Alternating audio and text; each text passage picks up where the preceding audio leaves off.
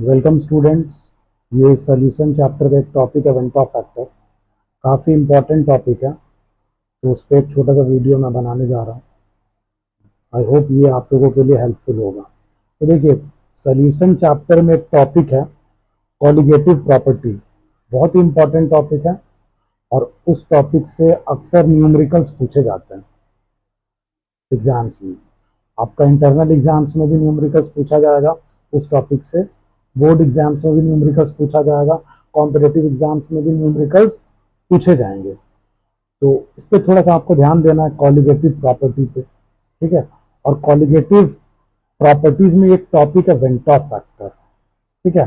कहाँ पे colligative property के न्यूमेरिकल्स बनाते वक्त वेंट ऑफ फैक्टर का यूज करना है, कहाँ पे वेंट ऑफ फैक्टर का यूज नहीं करना है, ये चीज आपको जानना जरूरी है। अब देखिए स्टूडेंट्स, नॉन वोलेटाइल सॉल्यूट जो होता है वो दो तरह का होता है। एक नॉन इलेक्ट्रोलाइटिक नेचर का, ठीक है, जैसे कि glucose, urea, ethylene glycol, sucrose etcetera, ठीक है। उसके लिए वेंट ऑफ फैक्टर का वैल्यू यानी आई का वैल्यू होगा 1, ठीक है। और एक और तरह का नॉन वोलेटाइल सॉल्यूट होता है जो कि इलेक्ट्रोलाइटिक नेचर का होता है, जैसे कि एसिड्स, बेसेस एंड सॉल्ट्स, ठीक है। अब उसके लिए आई का वैल्यू नॉट इक्वल टू 1 होगा। अब उसके लिए आई का वैल्यू नॉट इक्वल टू 1 होगा, यानी कि आई का वैल्यू ग्रेटर देन 1 होगा और आई का वैल्यू लेस देन 1 होगा। तो आप ये चीज ध्यान रखिए, अगर कॉलिगेटिव प्रॉपर्टी के न्यूमेरिकल्स में non volatile solute non electrolytic nature का है तो वहां पे प्रॉब्लम सॉल्व करना है बिना वेंट ऑफ फैक्टर का यूज किए, और जहां पे non volatile solute electrolytic nature का है वहां पे प्रॉब्लम सॉल्व करना है वेंट ऑफ फैक्टर को यूज करके।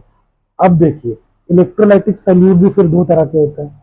फर्स्ट, जो डिसोसिएटिव नेचर के होते हैं, जो डिसोसिएट करेंगे, ठीक है, जैसे NaCl, उसको एक्वस सॉल्यूशन में आप डालो वो डिसोसिएट करेगा Na plus plus Cl minus में। अब उसके लिए वेंट ऑफ फैक्टर का वैल्यू क्या होगा, I is equal to 1 plus alpha, दो आयन दे रहा है, ठीक है, एक Na प्लस और एक Cl माइनस, तो I is equal to 1 plus alpha हो जाएगा, ठीक है। अब CaCl2 कैसे ब्रेक करेगा, Ca2 plus plus 2Cl minus, total 3 ions आपको मिल रहे हैं, तो I हो जाएगा I is equal to 1 plus 2 alpha. जैसे Na3PO4 कैसे ब्रेक करेगा, 3Na plus plus PO4 3 minus, total 4 ions मिल रहे हैं, I is equal to 1 plus 3 alpha. उसी तरह देखिए K4FeCN6 ये कैसे ब्रेक करेगा, 4K plus plus FeCN6 4 minus, इसके लिए हो जाएगा I is equal to 1 plus 4 alpha. तो बहुत ईजी है। देखिए, जैसे 2 आयन दे रहा है तो I is equal to 1 plus alpha, 3 ion दे रहा है I is equal to 1 plus 2 alpha, 4 ion दे रहा है I is equal to 1 plus 3 alpha, 5 ions मिलेंगे आपको I is equal to 1 plus 4 alpha, और अगर आपको 6 आयन्स मिल रहे हैं I is equal to 1 plus 5 alpha हो जाएगा। सिमिलरली अगर आपको 7 आयन्स मिल रहे हैं तो I is equal to 1 plus 6 alpha हो जाएगा, और अगर आपको 8 आयन्स मिल रहे हैं तो I is equal to 1 plus 7 alpha, ऐसे ही चलता जाएगा। तो इस तरह से आप I का वैल्यू निकाल सकते हैं ऐसे सॉल्यूट का जो डिसोसिएट कर रहे हो, ठीक है।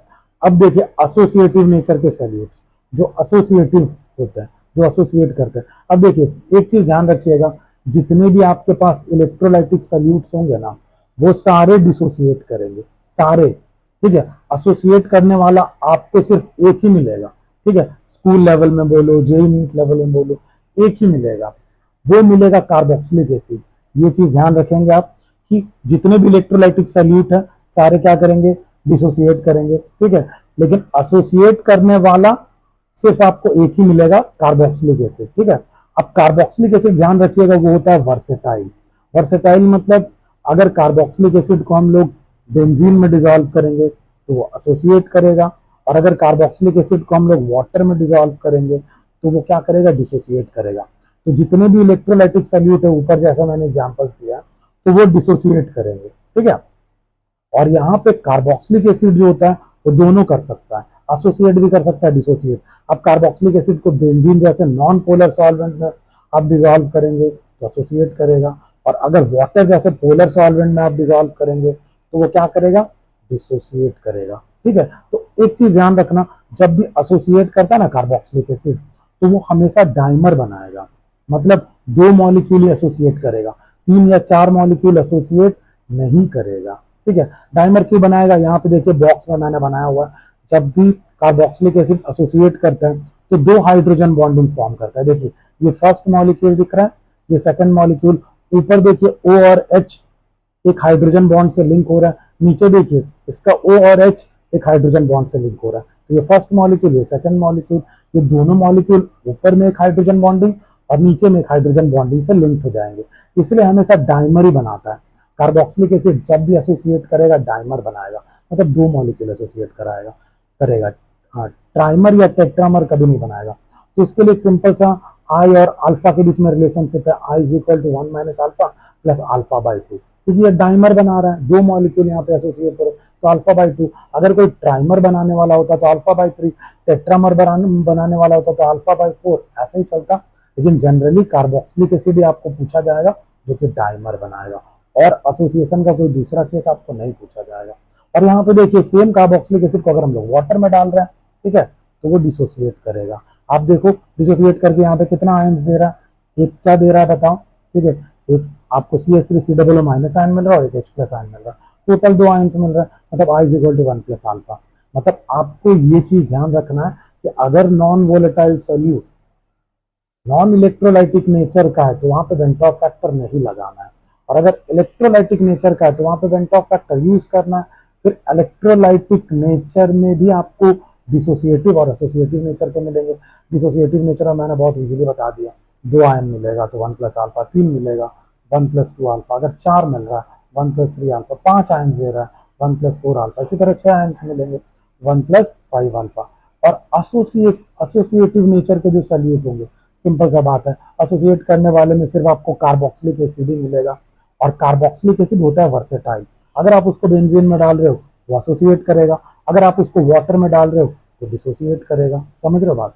और वाटर में डाल रहे हो डिसोसिएट करेगा, ठीक है, तो डिसोसिएट करने के बाद दो आयंस मिल रहा है, I is equal to 1 plus alpha. Benzene में डाल रहे हो एसोसिएट करेगा, डाइमर बनाएगा, और उसका आई और अल्फा के बीच में बहुत इजी रिलेशन है, I is equal to 1 minus alpha plus alpha by 2, ठीक है। तो ये चीज़ ध्यान रखना कि कहाँ पे वेंट ऑफ फैक्टर यूज़ करना है, कहाँ यूज़ नहीं करना है। नेक्स्ट वीडियो में मैं कॉलिगेटिव प्रॉपर्टी का कुछ न्यूमेरिकल्स, इंपॉर्टेंट न्यूमेरिकल्स लेके आऊँगा और आपको बताऊँगा कैसे सॉल्व करना है। तब तक के लिए बाय।